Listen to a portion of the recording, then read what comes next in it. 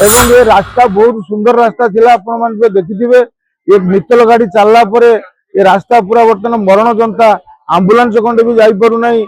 आज सेगा साइठारे हमर सीआईटी तरफरु हमर तीनोटी गाँव जनसाधारण तथा आम यूनियन रो साइडिंग रे काम करथबा लोकन को नहीं गोटे कन्वेंशन करा जायछि। आम गाँव रे हमर ए अंचल नेतृत्व थवा साथी प्रभात पंडा, हमर जिला संपादक हमर प्रमोद सामल एवं हमर स्थानीय लोक समस्त उपस्थित थिले।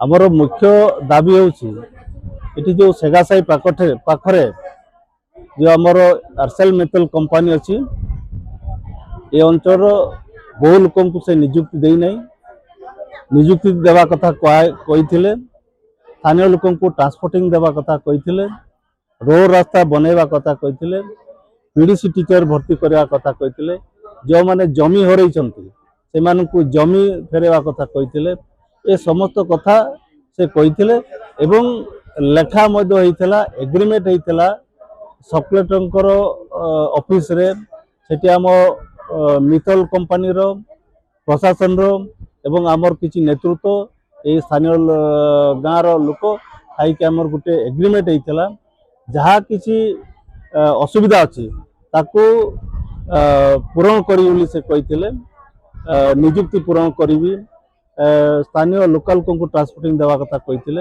किंतु जहाँ आम देखिलु से 7 मास बीती गलानी एपर्यंत कौन सी काम से पूरण कले ना। एपरिकी आपणकर रास्ता रे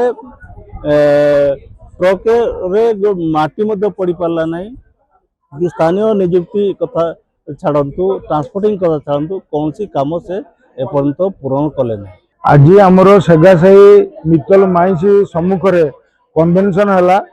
मुख्यतः 8-9 मास तले सेगासाई माइंस रो विभिन्न समस्या नहीं आम जिलापाल और उपजिलापाल सम्मुख में एक त्रिपाक्षिक चुक्तिनामा होता जो थे कि आपण मैंने जानी ये माइंस टी खोला हवा पर ठारू 1030 लोग ए कम करुला बेले बाहर लोक मात्र ये पंचायत एवं गाँव स्थानीय लोक 125 लोक कम कर रास्ता बहुत सुंदर रास्ता थिला आपण मैंने देखिथिबे। एक मित्तल गाड़ी चलला परे ये रास्ता पूरा बर्तमान मरण जनता आंबुलांस खंडे भी जाई पारु नाही।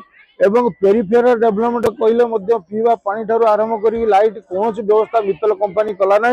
ये समस्त कथा उपजिलापाल सार ऑफिस रे लेखाई चुक्तिनामा होता जो तुरंत 3 मास भितर समस्त काम करिवो एवं गाँ पिला मानकु निजुक्ति देव।